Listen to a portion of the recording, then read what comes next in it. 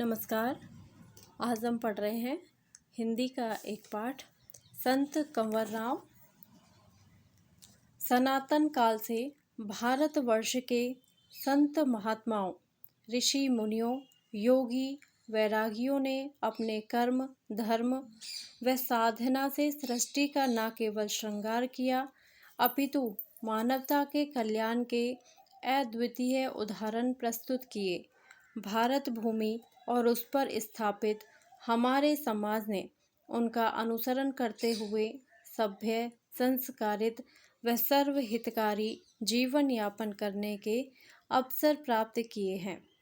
भारत भूमि को संत और संतत्व की ईश्वर प्रदत्त अनूठी देन है, जिसके रहते ही भारत विश्व गुरु के रूप में स्थापित हो सका। संत एक अभूतपूर्व व्यक्तित्व, कृतित्व से भरे पूरे होते हैं, जो अपने जीवन में अर्जित ज्ञान, तपस्या, साधना में शरीर, समाज और उसके ज़रूरतमंद हिस्सों को समर्पित करना ही जीवन का लक्ष्य मानते हैं। ऐसे ही एक संत अखंड भारत के सिंध प्रांत में प्रतिष्ठित रहे हैं, जिनका नाम था संत कंवरराम। सिंध प्रांत के सक्खर जिले में जरवारन गांव में 13 अप्रैल 1885 को माता तीरथबाई और पिता ताराचंद के घर जन्मे कंवरराम बाल्यकाल से ही साधु स्वभाव के थे। उन्होंने संगीतज्ञ गुरु हासाराम से गायन वादन की शिक्षा दीक्षा प्राप्त की। कालांतर में कंवरराम अपने गुरु सतराम दास के सानिध्य में रहे। उनकी सेवा शुश्रूषा से उनके व्यक्तित्व में अनोखे बदलाव से संतत्व उतर आया। वे सादगी, सेवा, परोपकार व विनम्रता की प्रतिमूर्ति बन गए। संत अपनी झोली में आई धन सामग्री गरीब विधवाओं व विशेष योग्य जनों में बांटते और जनहित में ही खर्च करते थे। वे दूसरों के बारे में ही सोचते रहते थे। अपने जीवन का गुजारा चलाने के लिए वे प्रतिदिन माँ के हाथों से बने कुहर का अर्थ उबले चने, मूंग, चावल बेचते थे। इससे प्राप्त आमदनी से अपना व परिवार का भरण पोषण करते थे।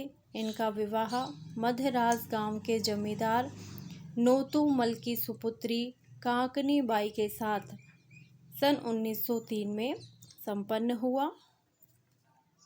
संत कंवरराम के जीवन आदर्शों से प्रभावित होकर काकनी बाई भी समाज सेवा में संलग्न हो गई।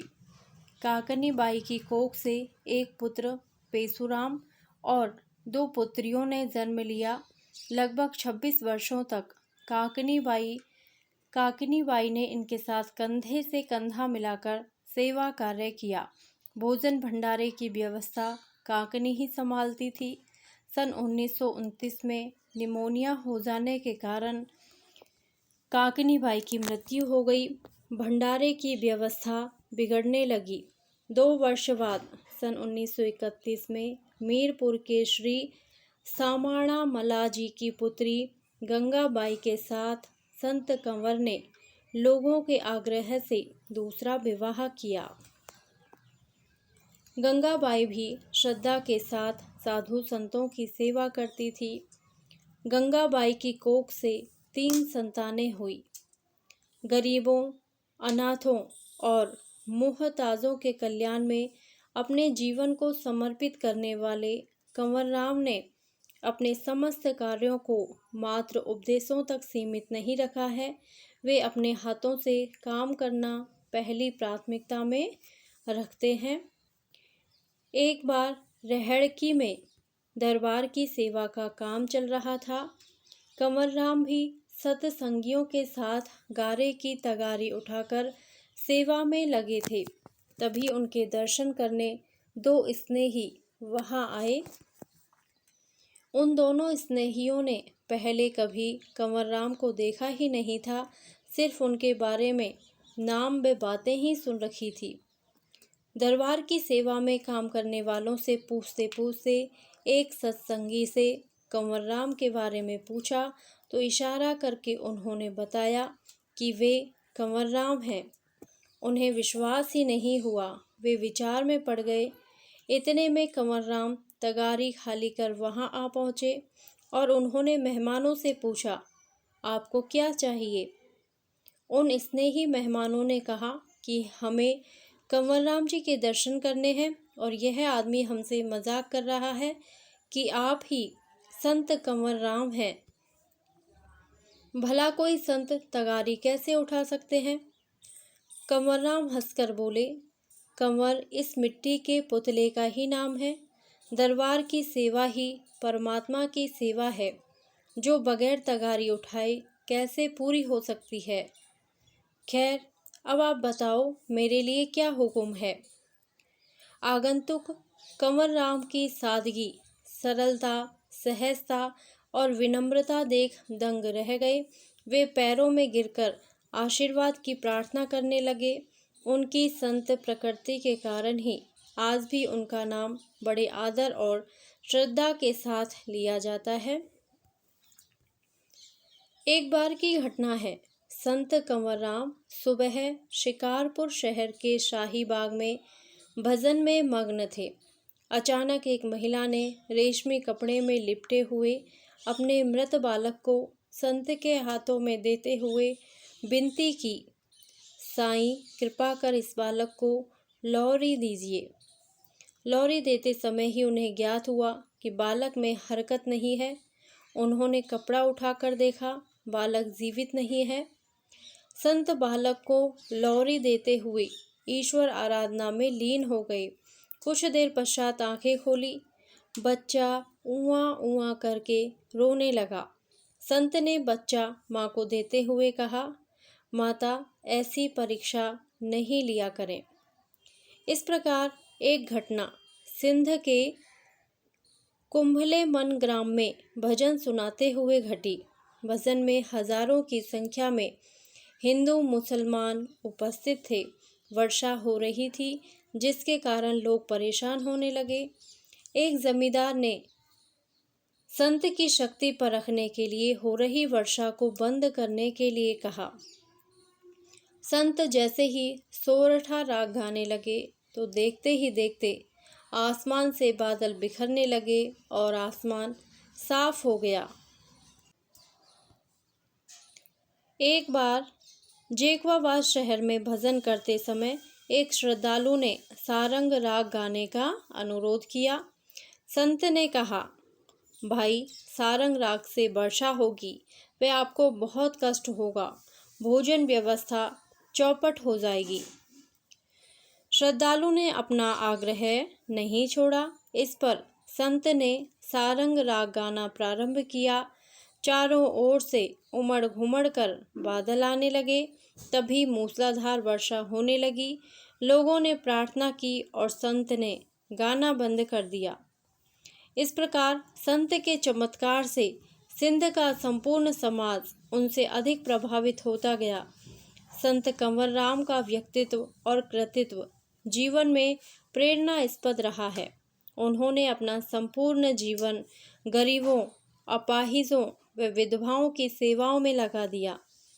अनाथ और बेसहारा बालिकाओं की शादी करवाने के लिए जीवन पर्यंत सार्थक प्रयास किए। संत कंवरराव के उन्हीं भागीरथी प्रयासों का परिणाम है कि आज भी उनकी प्रेरणा से बड़ी संख्या में विद्यालय, अस्पताल, धर्मशालाएं, विधवा विवाह और अनाथ बालक बालिकाओं को संबलन देने के धर्मार्थ कार्य में हजारों लोग जुड़कर समाजोत्थान का कार्य कर रहे हैं। संत कंवरराम के सतगुरु संत रामदास के स्वर्ग सिधारने के बाद वे अकेले ही समाजोत्थान के साथ सत्संग में लगे रहते। अपनी मधुर वाणी व भजनों से जन जन में प्रेम भक्ति का संदेश देते। उनके संगीतमय भजनों के माधुर्य के साथ साथ पीड़ितों का दर्द भी बयां होता था। उनकी आवाज़ पर हजारों लोग मोहित हो जाते थे।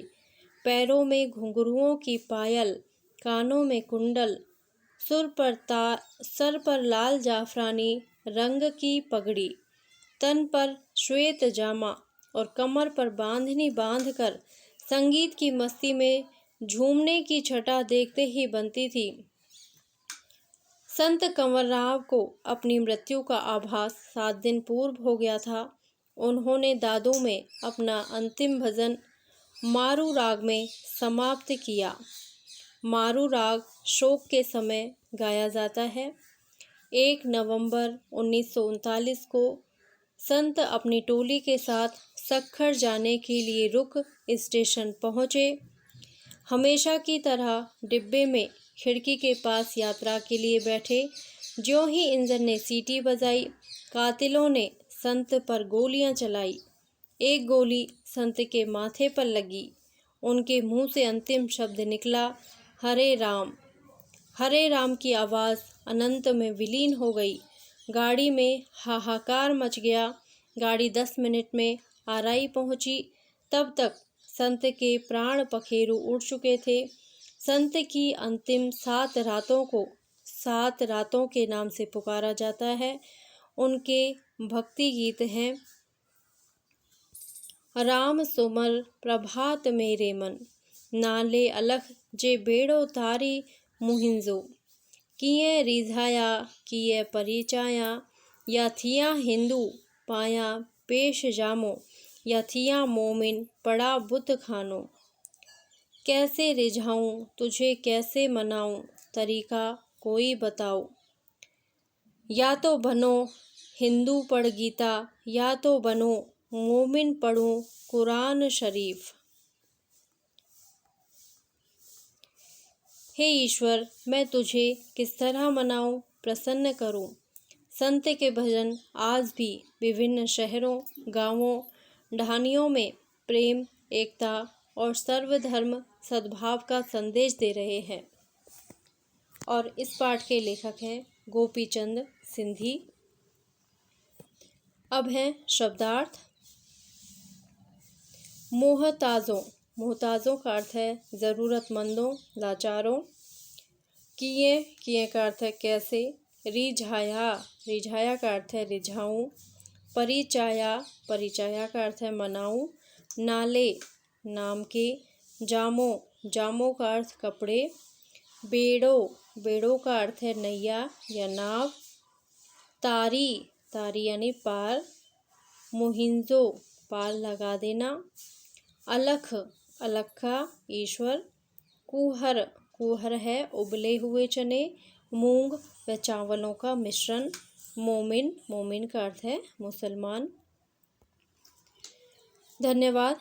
यदि आपको यह पाठ अच्छा लगा हो तो प्लीज़ मेरे वीडियो को लाइक करें, शेयर करें और मेरे चैनल को सब्सक्राइब करें। Thank you.